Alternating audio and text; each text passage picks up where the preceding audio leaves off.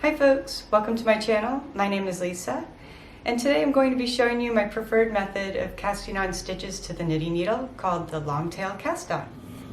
Today I'm going to be showing you the longtail cast on method to cast on stitches to your knitting needle. And I prefer this way of casting on because it's the most versatile of the cast on methods, and it gives you the most clean and professional looking edge to your project. What I mean by versatile is that when you cast on the stitches, you can get a cast on edge that looks either bumpy, like this piece here, or you can get it to look like a smooth edge, like this piece here. It just depends what your following row after the cast on stitch will be, either a knit row or purl row, but it just gives you more choices. With the longtail cast on, you're going to be working with 2 strands of yarn and not just one. Normally, many of the cast-ons just require you to start at the end of your yarn, but with the longtail cast on, you're actually creating a long tail, which is this strand of yarn, and then the other strand would be your working yarn, which is the yarn closest to the skein. But the trick is to determine how much long tail you need to start casting on your stitches. And there's 2 ways to do this. The first method of deciding how much long tail you need to cast on your stitches to the needle is if you're doing a small project that's, say, under 30 stitches, you just wrap the number of stitches that the project requires around your needle. So say I just need 10 stitches, I'd wrap this around 10 times and then give it a few more inches just for good measure. And that's the amount of long tail you'll need to start with. And this is where you would create your slip knot to start your first stitch to anchor it to the needle. The second way to determine how much long tail you're going to need for your project is if you're creating something that's requiring a lot of stitches, just take the width of your project. Say you're doing a baby blanket that's 3 feet wide. You would take 3 feet of yarn, like a strand of yarn, measure it 3 feet, and then multiply that about 4 times. So you'd have about 12 feet of yarn as your long tail.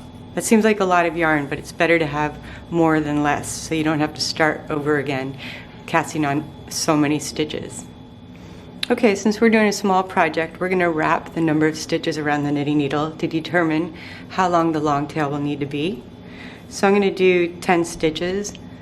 So I'm going to start at like 4 inches from the end and wrap 10 times.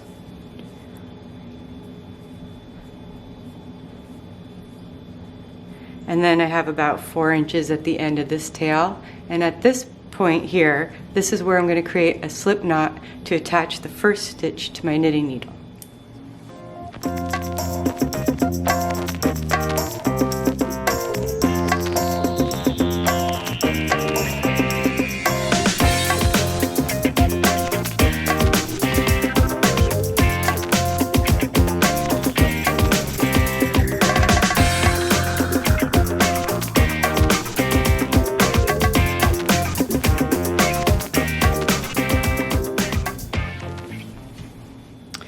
Now that we have the slip knot anchored to the knitting needle as our first stitch, we're going to drape the long tail strand over our thumb and then drape the second strand, the working yarn, over our index finger, in between our index finger and our middle finger.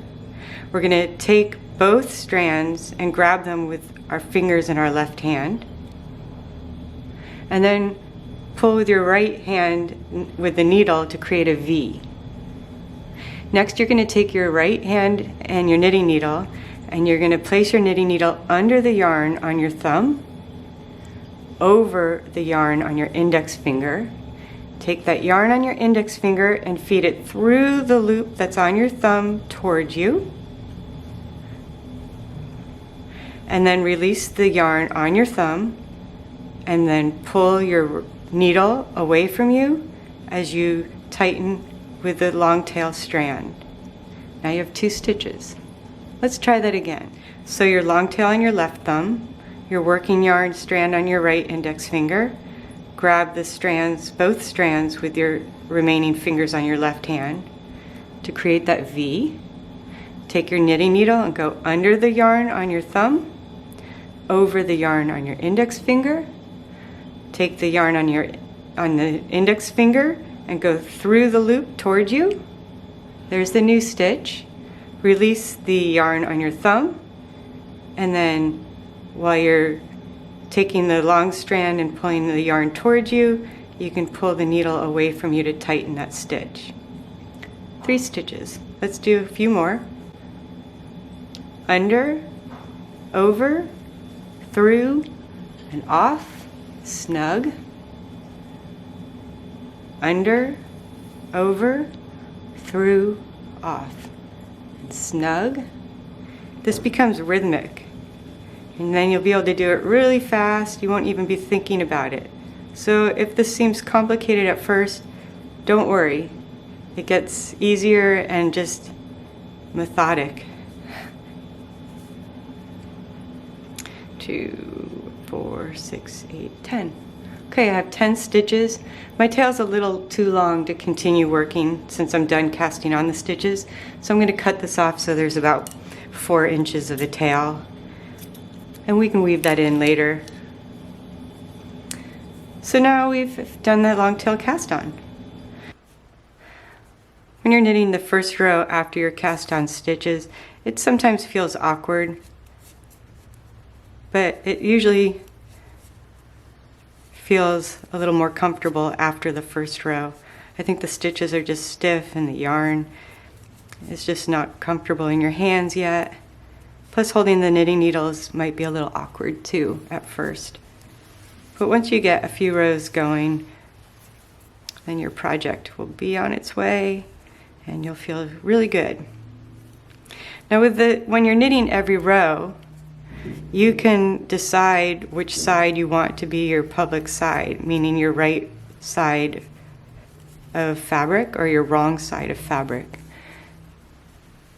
Again, that means that which side you want to appear as the piece that everybody sees, or will it be the inside piece? I'm going to knit a few rows and then we'll decide what side's going to be public and what side's going to be the inside, wrong side.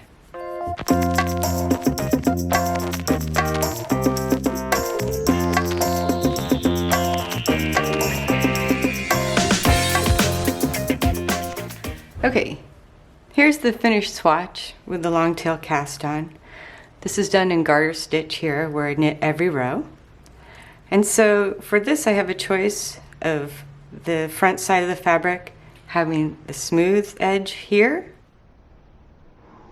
or I could decide to turn it over and have the front side of the edge of the fabric with a bumpy side, bumpy cast on.